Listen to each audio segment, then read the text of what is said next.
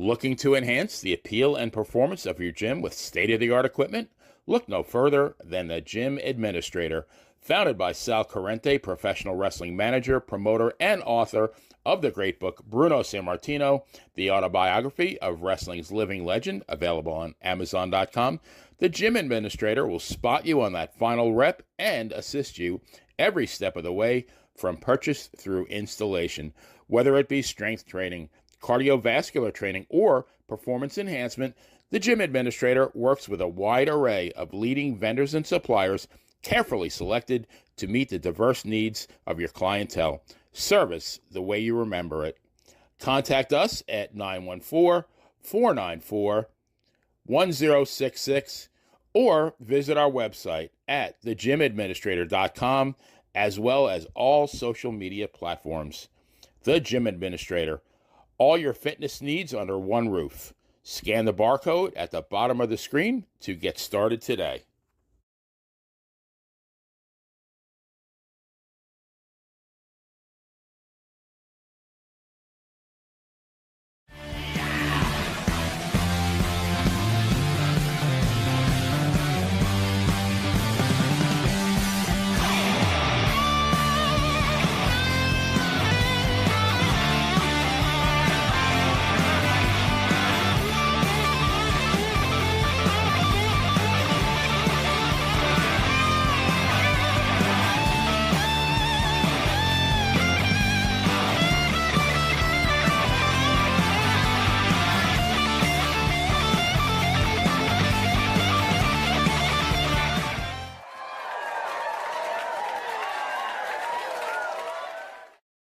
All right, welcome back to Long Island's number one pro wrestler broadcast, Monte The Pharaoh. Jimmy, we're back again. Yo, what up? Dude, What's going on, I was man? just a couple of things I was just thinking about. I think tomorrow morning I got to listen to some Wisteria Hall. I miss those songs. Like, you know what I mean? I just like, Okay. dude, I got to tell you, This Life, it's a classic.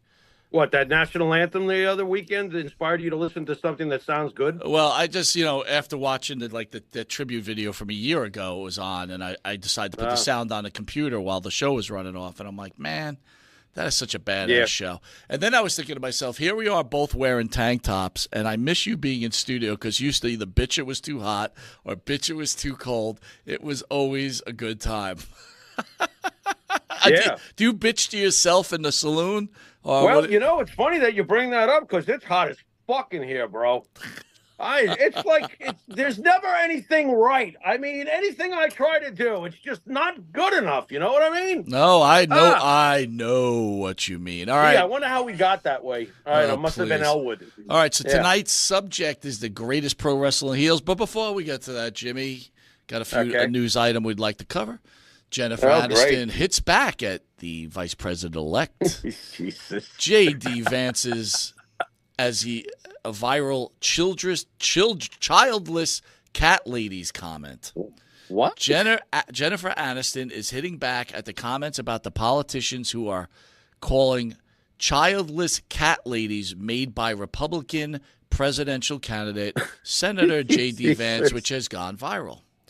In the morning show, Star 55 on Wednesday took her to her Instagram stories and posted a screenshot of the social media post in which Ron Foblowski, editor-in-chief of Media Touch Network, shared a 2021 Tucker Carlson interview clip with Vance.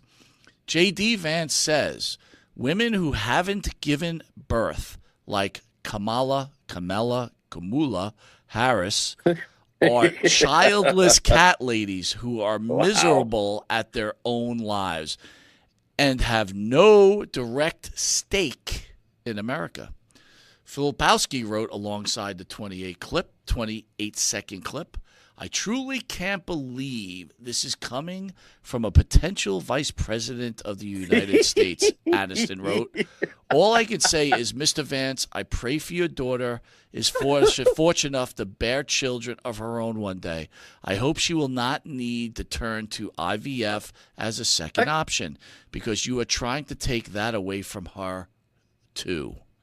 Jimmy, that's some deep shit going on. Thoughts?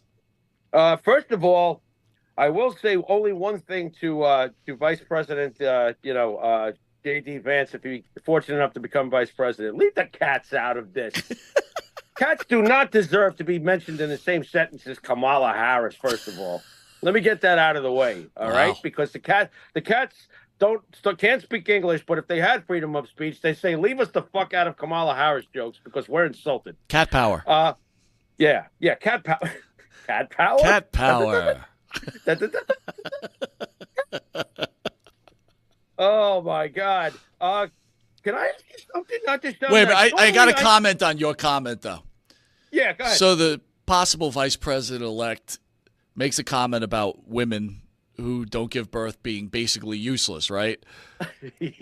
And Jimmy Farrow's comments, he's angry that he's dragging cats into the conversation. Everything else is okay with these comments except the fact that he mentions cats. And that in itself is a problem. It is a problem. Yeah, well, if you look deeper, you'll realize, just like those parables in the New Testament, that what I say on the surface runs much deeper. So if I'm offended for cats over even the subject of Kamala Harris, you can only imagine to what magnitude I most likely probably agree with good old JD. So there's that too. Well, here's my problem with JD Vance's comments, because in some cases maybe there shouldn't be people born on this planet, like Blonde Wheezy, who sits there watching. He's not saying that. Well, I am, but like you got Blonde Wheezy staring at a screen going ooh ah. You know, I'm sorry, I got to attack people. That's all I can do here. That's great. I think I might as well. Great. Why not attack someone who's got 1 million fans? That should help us. Here's a rare opportunity for you to educate me. You're always telling me I know everything about everything. So what is IVF? What is that? It's an injection to help fertilize, like, the eggs to become more fertile. So basically, like, women who cannot have birth naturally, they take these shots that help them become more fertile. There's other ways too, right? They take the eggs and they manually inject them with the sperm and then put them back into the ladies. Hey, listen, medical science is fantastic, but unfortunately we're still attacking cats, and Blonde Wheezy is on YouTube with 1 million views. We dragged cats into it, and a Wheezy Blonde, whatever it is. Yeah, we dragged cats into it, so that's offense number one. But, you know, his statement was like a generalization kind of thing, and she returned fire with a very personal shot. So it's just like, and by the way, why is this? See, here's my biggest problem of all. Why is this a story? I don't give a shit. I really don't give a shit. And I'm amazed that people will actually ignore all the important subjects that really are at hand right now with a race, the real things that count. This is what you're concerned about? Well, look, Jimmy, I get what you're saying, but I do have to say this. I think you have to respect half of society, or more than half. I think 65% of the world are women. I agree. You know, again, look, Jimmy, we spoke about privileged white males, right? Shows back months ago, right? You know, again, we've never walked in the shoes of God knows. Look, I have a daughter, right? And God knows things that women have to go through that men, especially white men like ourselves, and I'm being honest here. I'm not, dude. Women got to take abuse on the workforce. They got to take abuse. Now, again, on the other hand, we see the power of women with the Me Too movement and some taking advantage of that situation, which is unfortunate also. So it does go both ways. But all I'm saying is, you know, because a woman does not have a child, I don't really think they should be judged for that. Right? If we're being serious, because obviously, you know, I will answer seriously. Yeah, I know you're right. As far as this all goes, you know, I'm still offended for my cats, but I will say this much: this is not something you say, right? And that is something that is concerning, because at the end of the day, I feel that President Trump just didn't know when to stop talking sometimes, and there are certain things you just don't say. And if you already know that the opponent, the enemy, the opposition is looking for the slightest thing, why the hell would you say something like that? So basically, not the smartest strategy, in my opinion, by JD. Well, Jimmy, hopefully President Trump at the RNC had the opportunity to have a nice speech and be very short and sweet about it, and Right. and try to turn some of the people that are against them. But again, seems like the learning process Right. is still a problem here because he went Right. very long and very, Right. sometimes things have to change, right? And Hmm. again, people attack each other, you say things about each other, but it comes a point maybe you should just stop. Anyway, we got a lot, so let's move on. Last night, Sure. dude, I got to tell you, AEW show last night, I don't know if you saw it. I'll ask you if you No. did. It was No. very, very good. I mean, Really? Jimmy, Okay. look, Good. again, even Good. a blind squirrel gets a nut once in a while. They got Okay. their nut last night. It was very, very good. But Graves, I'm sorry, came Yeah. out on social media, but eventually took it down. And this is what he wrote. This is not meant to sound judgmental or incite us versus them or question anybody's passion or talent or intentions. This is just coming from a guy whose career ended from a few too many accidental headshots. The Right. art of the business is protecting ourselves and each other. Trust me, the gaps in memory are not worth it, I promise. Graves' post came an hour after Dynamite ended. The show's main event, Blood and Guts, featured the AEW Elite versus AEW versus the Elite near the end of War Games inspired contest. Perry was handcuffed to the cage when he took a headshot to Mark Briscoe. I'm going to play that video for people out there.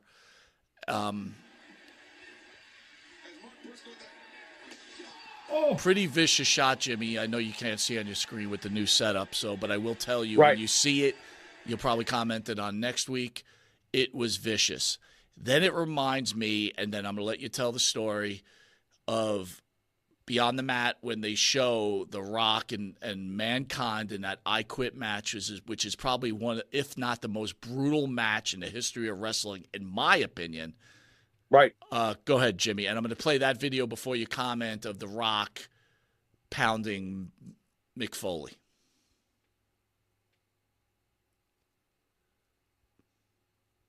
Okay, so we got the video. So I kind of did a mixed video, but go ahead.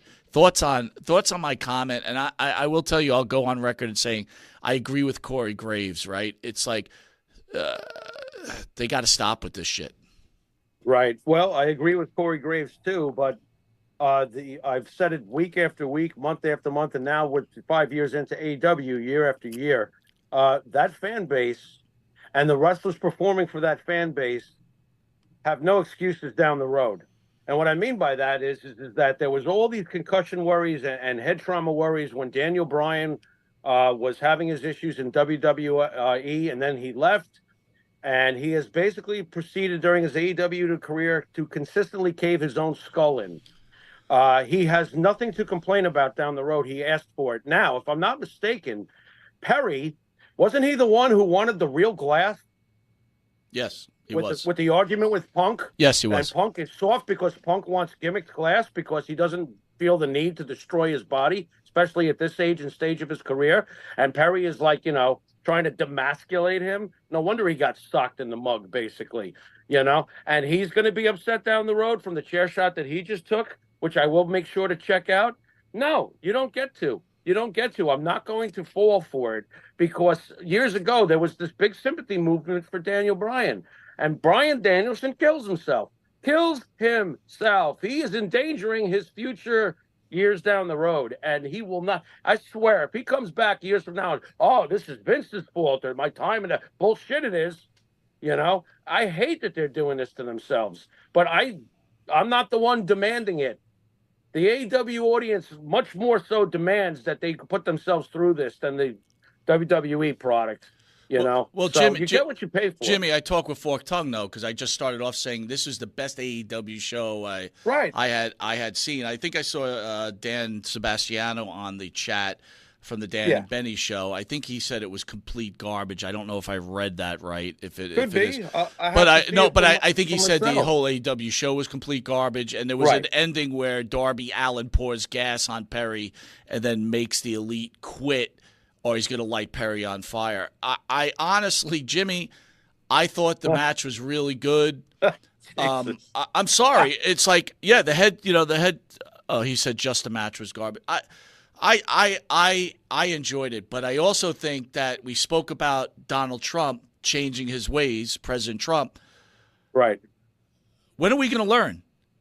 You literally, Chris Benoit murdered his wife and child with the possible issues with CTE. It probably could be beyond that, which I think it was, but let's just leave it at that level. So what point are you going to stop this? And again, they're saying they're using gimmick chairs, blah, blah, blah. They could, again, those headshots are vicious. I don't care how else you slice it. It runs even deeper than the objects, the implements of destruction, whether it's chairs or tables or whatever it is they're using to hammer each other with. This past weekend, it was an excellent match. Braun Breaker and Drago literally destroyed each other with forearm smashes and fists, and they were real, and kicks in the head and everything. You don't even need the chairs the way they're working. Those guys are both going to be brain dead 25 years from now. I watched Shibata over in Japan, and I love Shibata. And yes, he's been on AEW, not utilized correctly, but at this stage in his career, whatever. But I watched Shibata in his prime over in New Japan destroy. I love Shibata. Oh, my God. It's like a Japanese Clint Eastwood. I love him. But anyway, the poor guy had the forearm smashes over decades and decades of it. It just wrecked him. It's so physical, one way or the other. I don't want them. Can't we get back to the art of? Look, we pounded the shit out of each other back in the day when we were kids, right? We threw some pretty convincing fists that looked really convincing without ever hurting each other. Where is that nowadays? Why does it have to be such a physical, bang, forearm smash? Can't you do this a little better? I think things have happened in wrestling history that if you're an up and coming wrestler or you're just someone that wants a top spot, I mean, I'll just use someone that just comes to my head was Becky Lynch was a nobody until Nia Jax accidentally broke her nose. Right. Now people are like, you know what? I got to get her. I got to get as close to the realism as possible to make it here. And I got to tell you, those guys killed themselves. And you know what? You brought up a great point. That Breaker match, that was top notch, and not 1 ounce of blood drawn, no chair shots, no ladder shots. It was straight out pounding, wrestling, dropping guys. So I agree with you. But I think they need to stop with the chairs to the head. Chairs to the back, okay. Chairs to the head, it's got to stop. I don't care if it's gimmicked. It's got to stop. Christ almighty, we just lost one of the Samoans. Do you remember when Albano broke I'm sorry, that was not a gimmick chair that he broke over, I think, off his head at that point against Tony Atlas and Rocky Johnson. That that looked as if it was gimmicked, I'm an idiot. And I could be an idiot, but it looked real to me. Right. Well, don't forget whose head it was getting smashed through, too. That is true. That is true. If anybody was going to be able to take that particular spot, it was going to be one of the Samoans. All right, one more news item before we get to the main event, the 25 greatest heels in pro wrestling history. So everybody understands, Mike Monty has made the list. Jimmy Farrow will comment on my list and tell me if I'm wrong or right. I think I put together a pretty solid list, but I'm looking forward to what everybody's got to say about this list, and especially what Jimmy's got to say. CM Punk is in the process of trying to get his WWE deal reconstructed from a money and years standpoint, according to Wrestling Purist. Punk is said to feel that he's provided everything and continues to go well. He never wants to work anywhere else, and has even been telling people he'll be with the WWE forever. Thoughts on some Punk's total change of attitude here? I feel like Uncle Howdy right now because if I could see CM Punk, I would go to Phil. There you are. That's exactly who I've been looking for. The whole time he was in AEW, I was so pissed off at him. I'm like, what are you doing at this stage of the game? You've got nothing to prove to anybody. Go home. Go to where everybody knew your name in the first place. Go back to where you belong. You're part of the Yankees. Go back to the Yankees. And he did go back to the Yankees. This is smart. At this stage of his career, he knows he's much more fragile. He gets to still be a main event player. He doesn't have to kill himself nearly as much, and he's going to be paid very well. Finally, there you are. Phil Brooks gets it. Mike, that's my take. If you don't know it, you are watching Long Island's #1 pro wrestling broadcast, Monte The Pharaoh. Catch Monte The Pharaoh on the Monte The Pharaoh YouTube page and Monte The Pharaoh Facebook Live page. Hear us on iHeartRadio, Spotify, Anchor. Catch us on the Monte The Pharaoh Twitch TV page. And if you're lucky enough to live in New York, catch us on Channel 115 every Tuesday at 9:30 p.m. and Saturday at 11:30 a.m. and Channel 20 on Tuesdays at 9 p.m. where over 150,000 people see us weekly. Jimmy, are you ready to go to the top heels of pro wrestling? Yeah. Oh, wow. Look at this. Wow, you really did your homework, too. This is impressive. I really want you to critique it the right way, as you always do. Well, you won't let me down. It's gonna be hard, though. Please don't ask me to rearrange the numbers. I'm not asking you to rearrange, but you can tell me, like, there's no way this guy should be on the list, or there's no way this guy should be this low. That's fine. Okay. Right? Or fair enough. There's no way this guy should be this high, like you usually do. Right. And you know what? And usually I agree with you. Not disagree. I agree with you. At number 25, I chose Ole Anderson. Now, before you comment, I just want to say I tried to choose wrestlers that were heels, but clearly they could have been faces at some point in their career too. But I tried to, number one, as a heel, did you find them entertaining? Number two, as a heel, did you hate their guts? You know, impact. That whole heel impact. Yeah. So number 25, Ole Anderson. That's a great pick. He deserves to be on anybody's list. And Mike, we both know for a fact, because of all the couple of hundred guests we've had at this point over the years, no one is more universally despised. Forget about on screen. Off screen than Ole Anderson. Ole Anderson's one of the all-time pricks. He was great on screen. He's a real prick. Yeah, I agree. And I hated Ole Anderson. There was never a point, even when the Four Horsemen turned on him and beat the crap out of him, I'm like, I hate that guy. Kill him. Kill him. You know what I love about him, though? And it's one of the most endearing things that I look for in a heel. Not just the fact that you hate him and he's just irreversibly unlikable, you know? You knew he was tough. Or at least he sure as shit came off that way. You know what I'm saying? He really looked like a guy who would hop off an 18-wheeler and pound the fuck out of you for your big gulp. You know what I'm saying? You know? He definitely could be on anybody's top 25. He could be much higher depending on where you grew up and what programs you were watching. Nice. Number 24. What a day, Joe Lowry. No, I'm sorry. Dude, he doesn't deserve. Wait a minute, he doesn't deserve to be on this list. You actually have to be someone before you could be declared, anything. So no. All right, how about Wheezy Blonde? Can we throw her on number 20? That doesn't work for me either, dude. Not at all. Okay. Not at all. Serious note. Greg the Hammer Valentine, number 24. All right. Well, how dare you put Greg Valentine this low? How dare you? Are you out of your mind? Like, I don't know where I would put him. I got to be honest, because you did all very impressive job here. There's 25 awesome names here. As I jot down some I already haven't seen, so I can complain later. Stand by. How is this guy not higher on this list? First of all, he broke my main man's leg. All right. First of all. All right. He went around with T-shirts. He was hated in every territory he ever came to. He left a string of mangled legs behind. Are you yawning during my Greg Valentine speech? No, I'm sorry. Did I catch that? No. How dare you? Unbelievable. You did that on purpose. You no good. Bro, I'm telling. All right. I totally agree he's on the list. I would have him much higher, but I am so partial to Greg the Hammer Valentine. What a great all-time villain. Well, let's see, because the list is long. You could be like, hey, Greg should be above this guy. So here's number 23, the Great Kabuki. That's a surprise entry for you, Jimmy. When I put it on the list, I'm like, Jimmy's going to be like, what the what is this? It is. I raised an eyebrow rock style when I saw that one. I was like, whoa, really? Can I give you my reasons why before you answer?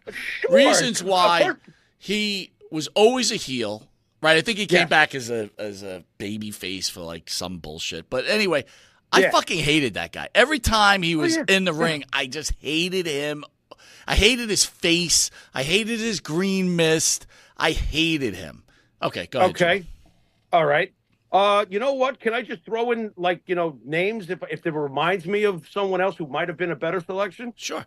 How's that sound? When I see Kabuki, I agree with you. What a great heel. He's a total prick and everything like that. But if you're gonna do the Kabuki thing, I actually think Yokozuna was a greater heel than the great Kabuki. Fair enough. That's I'll just mention that. It's nothing like racial profiling by the Pharaoh in pro wrestling, but that's okay. Well, I mean, if what do you want to wear a I mean, why does Yokozuna have to be with Craig? Because they're supposed to. First of all, Yokozuna was Samoan, by the way, just so we make that clear.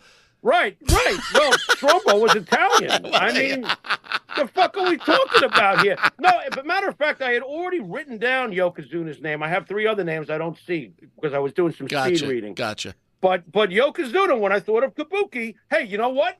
Hey, all you racially sensitive people, stand by, because now I'm thinking of Mr. Fuji. What do you think about that? Well, that's a good point. Fuji, I could see Fuji being on the list. I heard Cobra Kai was really good this season. Oh, dude, Cobra Kai's rocking, dude. I was going to talk to you about that, man. Unbelievable. Yeah. And they ended after 5 shows, and you can't watch the November now. Unbelievably good. Yeah, well, you know what, Mike? Try being a fan of Tulsa King. I'm sitting here and waiting and waiting. Tulsa King is so good, man. You know? All right, wait a minute. So Kabuki shouldn't be on the list, is what you're saying? No. As a matter of fact, let me. You know what? I won't put Yokozuna there. What I will do is I will say this to you. Where is Larry Zbyszko? Interesting. Maybe he's on the list, unless you want to give stuff away. I don't. You see, there you go. You and your pen. The pen. I don't. Well, you knew I would do this. Go ahead. Look at this. I got the pen. All right. Come on. Number 22. Yeah. Tully Blanchard. Yeah, he should definitely be on the list. You know, it's funny, when I brought this up earlier to Karen McDaniel, obviously, she was like, you better put Tully on there. So I'm glad that you have Tully down, because Tully's obviously one of the all-time greats as far as being a prick. Dude, did you like Tully Blanchard? I couldn't stand Hated Tully Blanchard. Never liked him, ever. That guy was the typical heel that you hate. Like, that guy, what a... Actually, you know what? Now I'm thinking about it. He should have maybe been higher, but I couldn't put him higher. Yeah, but you know what? I couldn't put him higher because, you know what? He was always like a tag team champion. That's true. Or the United States champion, a TV champion. He never got the heavyweight title, so it was like, but boy, did I hate him. All right. This was a tough one because I wasn't sure if I should put him on, considering how much people love him, but I guess I had to. The Iron Sheik at number 21. Oh, he could be higher. I could see him being higher. That's one of the all-time great villains, and you probably won't even have anybody like that anymore. I mean, they wouldn't even dare do his gimmick today, probably, because you'd piss somebody off. It's very insensitive. You're stereotyping. The original Hakuga. Yeah, there you go, Hakuga. Yeah, no, Iron Sheik could easily be higher on this list. So right now, Kabuki is the only one that you think shouldn't be on the list, and you just think there could be some changes to the list in order. Yes. I could easily swap him out for Larry Zbyszko or somebody like that, but I'll probably just read the names I was thinking of after we're done. All right, sounds good. Number 20, the Chief Operating Officer for the WWE, Triple H. Oh, easily one of the greatest villains of all time. I could see him being higher on the list. Listen, during the Attitude Era, sure, Undertaker's always been a consistent source, whatever. I totally get that. But the number one heel, the guy they went to every week, whether Austin was injured or whether The Rock was, getting ready to do movies or whatever was going to go on, there was one constant. That son of a bitch, Triple H, that nasty villain. And he was a nasty villain for years and years and years. World champion, just at the set. True, he had nepotism. You know what, though? He was great. Look, if he was a bad heel and wasn't doing his job well, Vince would have found someone else to do that. Okay, he was perfect at what he did. What a prick! Great By the way, villain. Lou says Sheik should be in the top 10. I can see that easily, Luce. Easily. All right. Triple H okay at number 20, or you think he should be higher too? He could be, but again, like this is a very massive, not easy undertaking you did here. So I don't have an issue really. This is your list, it's your opinion on it. Could I see Triple H being higher? Sure, I could. Number 19, Ted DiBiase. He could be higher. It goes to show how many great villains there have been in this business. Right. Look, the $1 Million Man is one of the greatest villains that ever existed. In actuality, I think when we had them in studio, you might have even said he was in the top 5 greatest villains of all time. So, rethinking about this, 19 is kind of rough. And by the way, Benny Scholars thought that Gary Hart should have been a better choice than Kabuki, being that Gary Hart was his manager. I actually agree with Benny on that one. Gary Hart was a great villain. I would think of him carrying more heel heat than Kabuki easily. So I think I might have made a mistake with DiBiase, but my list stands. You're here to correct it. Number 18, Randy Orton. I'm glad Randy is on the list because it would be, to me, historically ignorant to ignore. You see, every Batman needs a Joker. John Cena being the face obviously filled that Batman role, and Randy Orton was a delicious villain. What an absolute psycho. What a lunatic. What a great bad guy he was. He was the Joker to John's Batman for a generation. This wasn't something that went on for 3 weeks. It was for a generation. I loved when he was punting people's heads in, RKOing Stephanie McMahon, some of the crazy crap that Randy Orton did. And I'm so happy that Randy Orton gets the love and respect now from the fans. But I remember once upon a time when he was creating this incredible body of work early in his career and even into his prime of his career, where people were just down on him and blah, blah, he's this, he's that. He's fucking great. He's an Orton. He's everything that's right about the wrestling business. He's the consummate professional, too. He's a machine in the ring.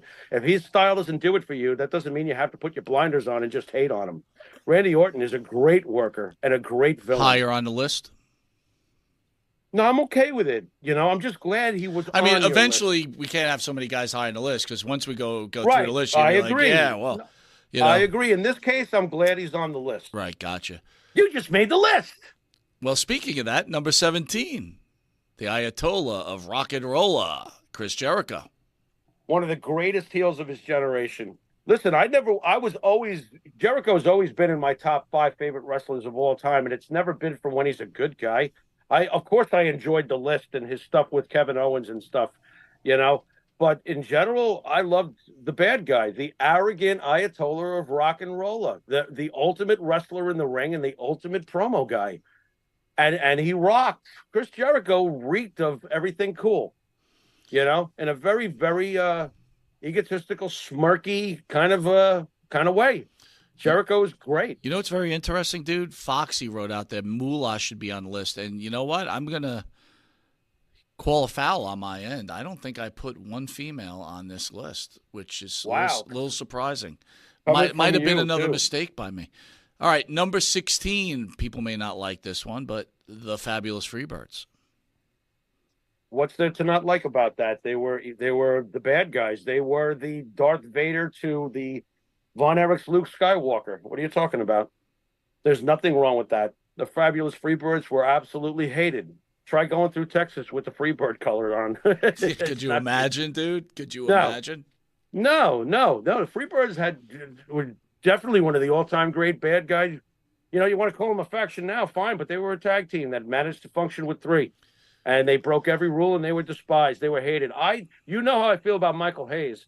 As the leader of those bad guys, with that David Lee Roth rock and roll look and everything that he had going on, the way he could talk, I saw a world champion in Michael Hayes. I'm always amazed by your comment on that because I was a huge Michael Hayes guy too. But he had everything. And by the way, you can go to our channel and you can go look at the documentary that we posted on the Freebirds. It's about 38 minutes or so.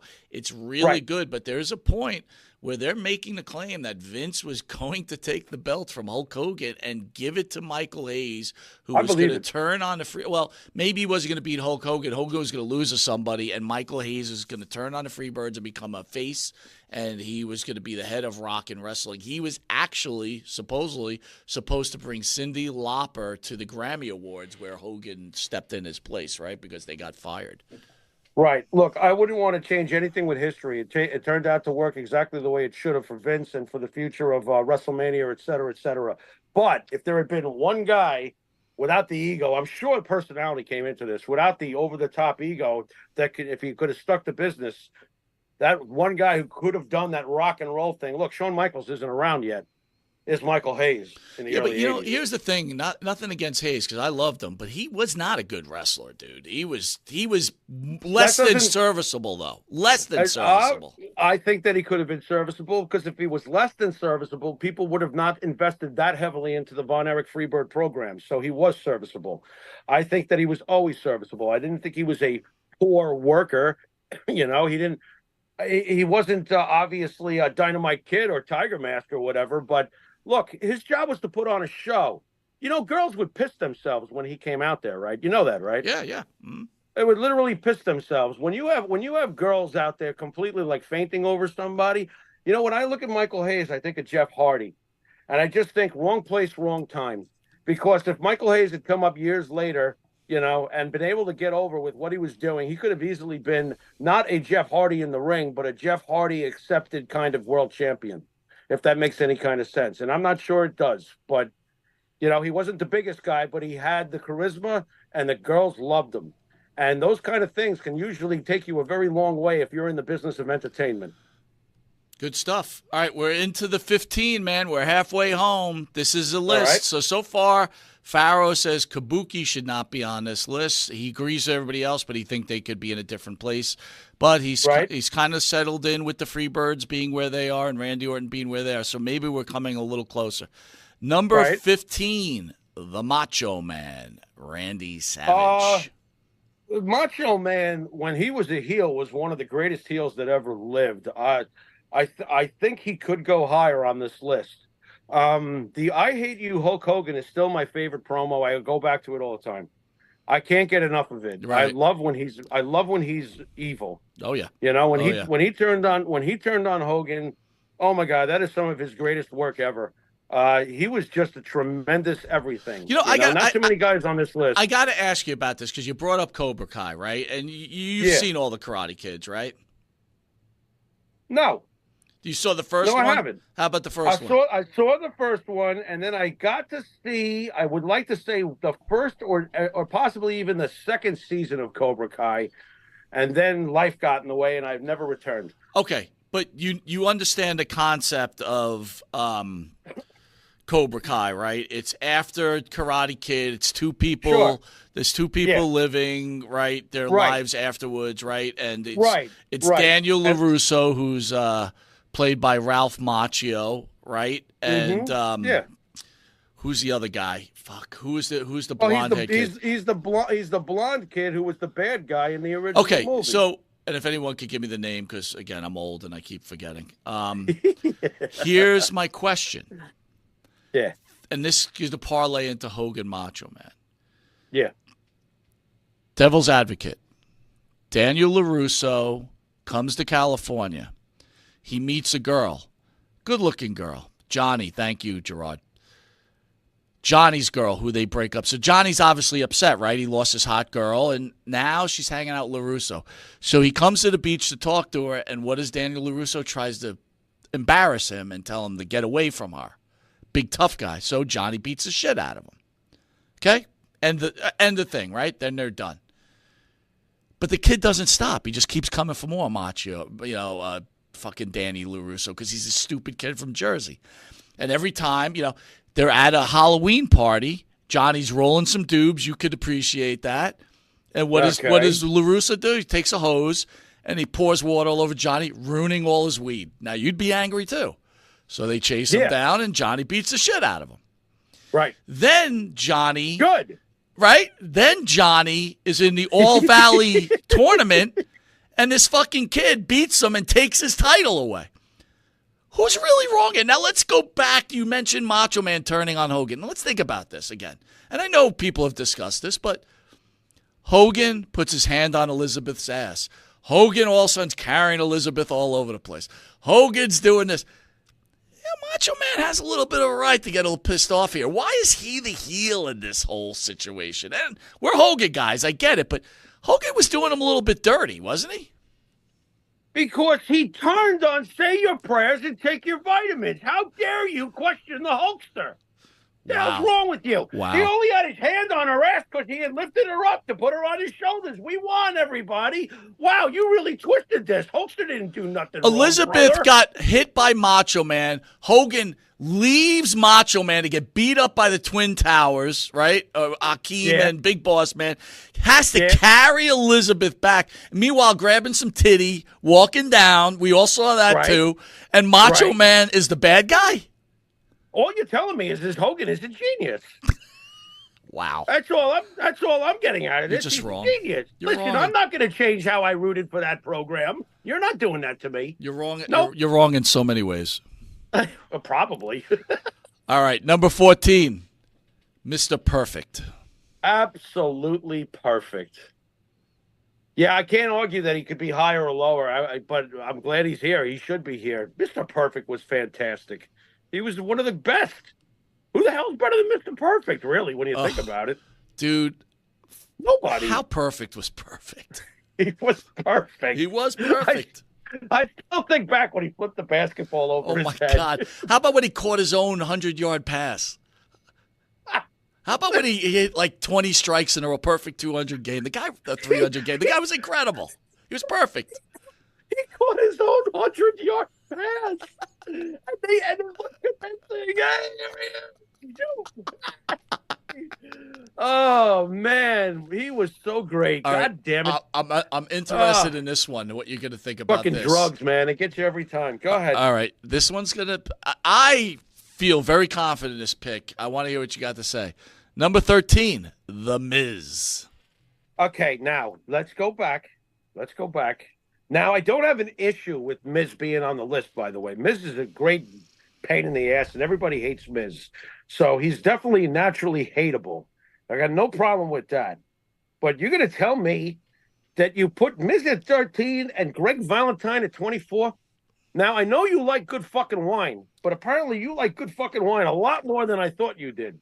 The Miz a greater heel than Triple H, the Iron Sheik, Tully Blanchard, Randy Orton, Chris Jericho? No.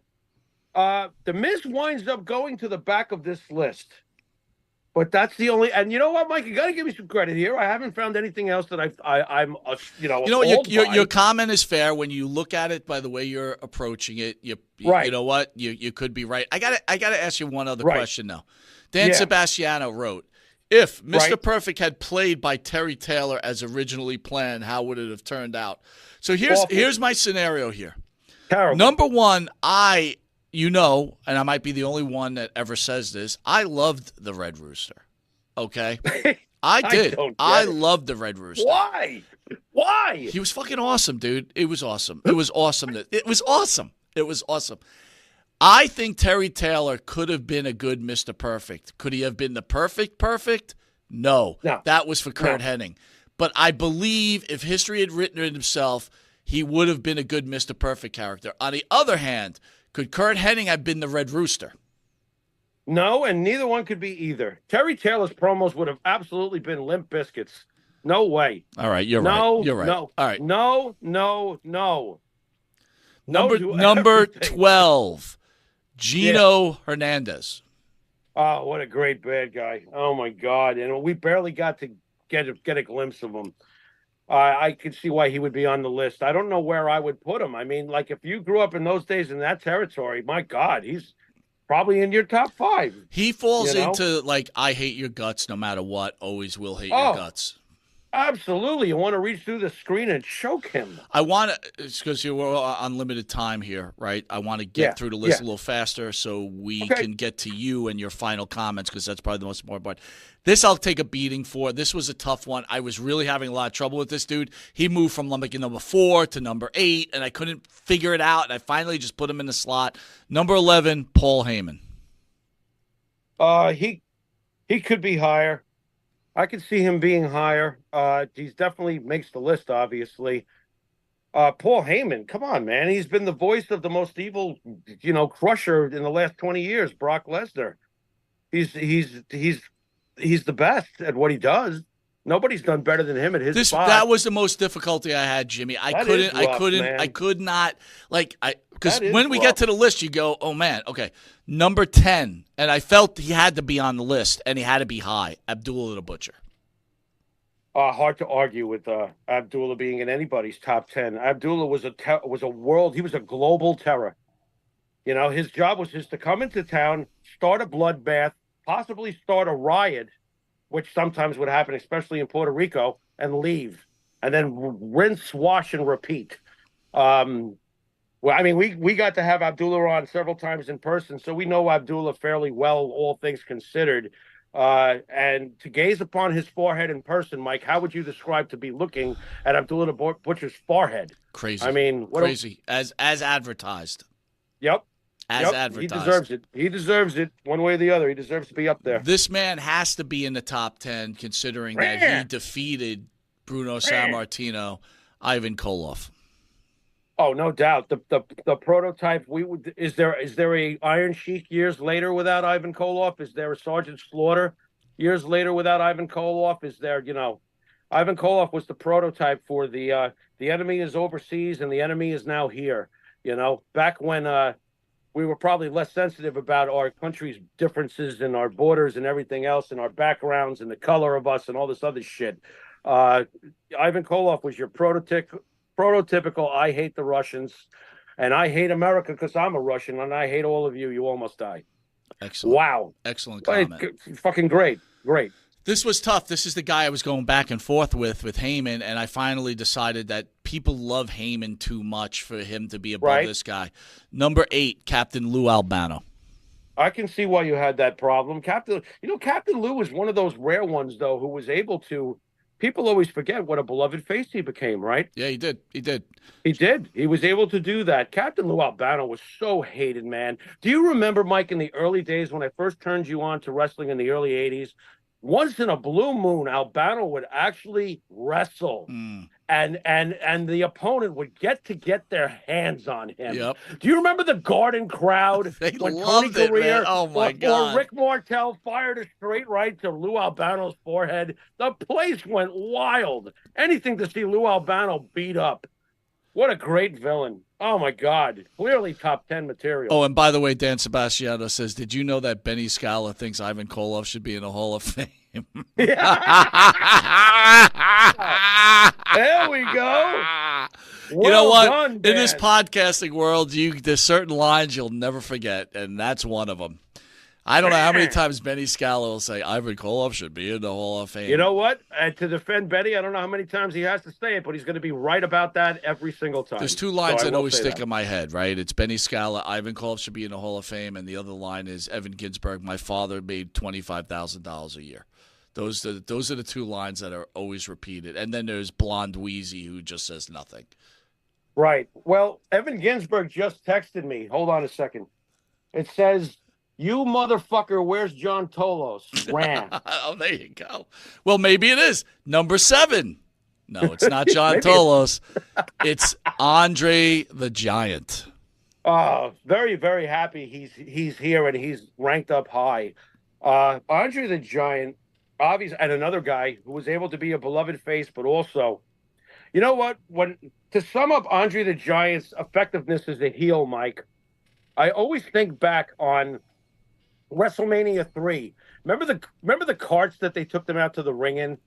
They were riding the carts at WrestleMania 3 to get to the ring. They were on carts. Yep. Mm-hmm. And I will never forget the amount of garbage thrown at Andre the Giant when he was getting ready to fight Hulk Hogan and on the way out, too. Oh, my God, was he despised.